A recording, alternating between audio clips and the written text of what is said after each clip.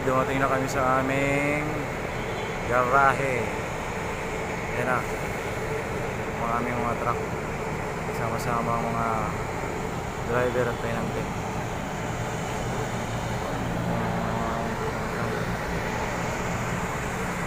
Ito ang aming hideout, stay in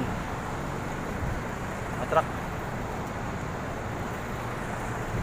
At kami magme-merienda muna galing sa biyahe.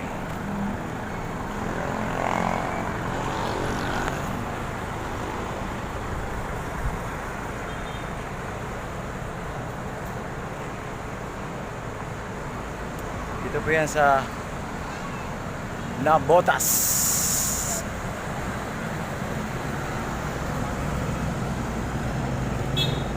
Ang aking driver pagod na galing sa biyahe.